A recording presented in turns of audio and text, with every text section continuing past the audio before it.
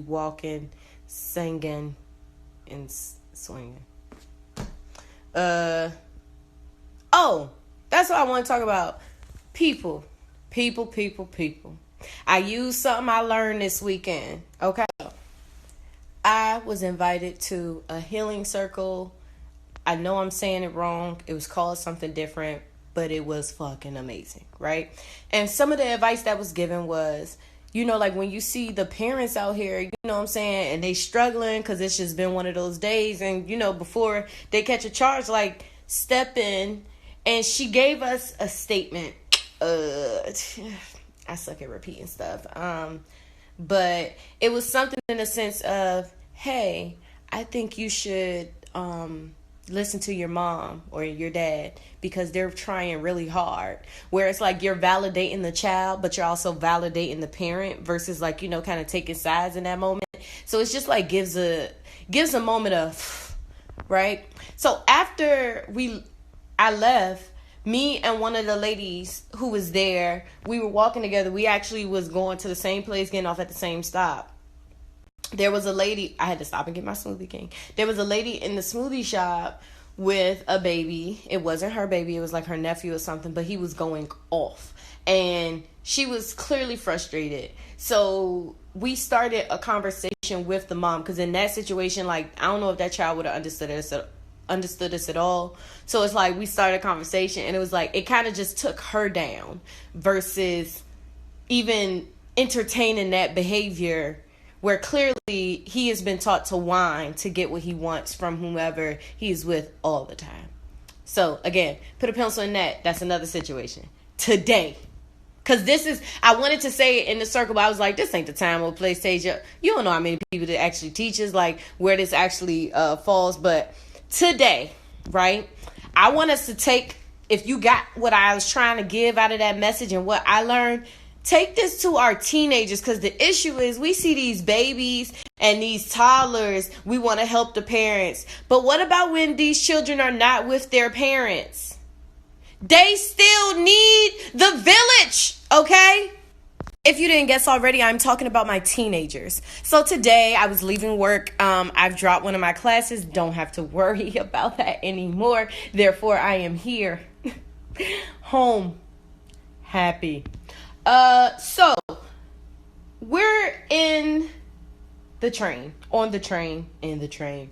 It is a tight, confined space. So I'm still in kind of teacher mode, you know what I'm saying? Even though I could clock out earlier. So I'm walking. No, see, I gotta focus. I'm sitting there. They're walking, running actually, holding someone's shoe, clearly not their shoe. And I'm just like, this testosterone. So eventually it gets to a point where it's like, I don't know if he's enjoying this the way that they're enjoying this. Because it's seeming like a gang up, you know what I'm saying? When it gets to that moment where it's like, yeah, this is real life bullying now, guys. So they take his shoe. I try and allow it to simmer down on its own because I'm learning to, mind my business. But it got to a point where they was playing too much. And the boy is literally like, he got one shoe on. They done tried to take his sock. Like, come on, y'all doing too much. So the little boy, he looking like, where is my shoe? So I done heard y'all have a whole conversation about y'all having his shoe. So I'm like, hey guys, I said, y'all getting real distracted. Y'all starting new fights. Can y'all actually give him back his shoe? Right? So they like, y'all give him back his shoe, right? Say it, but ain't nobody give back the fucking shoe. So I'm like, yeah, y'all got distracted again. Give him back his shoe. I said, because y'all playing. And they was like, that's our man's. I said, but from the outside looking in, it don't look like that's y'all man's. It look like it's all of y'all against him. Give him his shoe. What, you gonna jump me too? I'm gonna get my ass whooped fucking around here. Fucking around here. Fuck. I don't go outside, but some of my best stories come from the toilet. I was on the train and I was leaving my friend's house. I didn't have my headphones, so I was just kind of like in a daze. And I saw some teenagers walk on, but like sometimes I feel like I always see my students, so I'm not about to just be going around saying looking like a fucking weirdo. So I'm just chilling, and then the girl was like, "Didn't you teach at my school?" And I was like, yeah. And I was like, what was your name? And she told me her name. I was like, you never came back for the book. Because she was supposed to get one of the books I was giving out or whatever.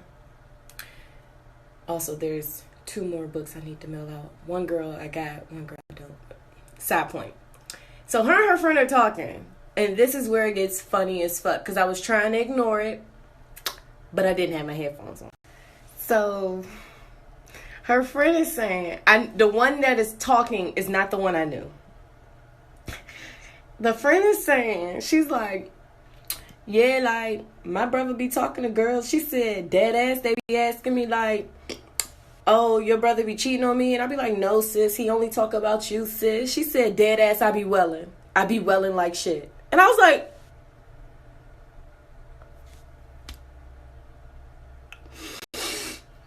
it's like, you know how scandalous people's families can be, but it was like, I just bust out laughing because I was like, and that's why I don't believe nothing people friends say. I don't believe friends, mothers, sisters, cousins, brothers. I don't believe any of that shit because that's your family. You gonna lie for your family. What you talking about me for? You don't want me to roast your ass. I know. That's what I told her. Ain't nobody think you scared. Come on, just get your bag and go. Come on, shorty. Go ahead, shorty. Okay.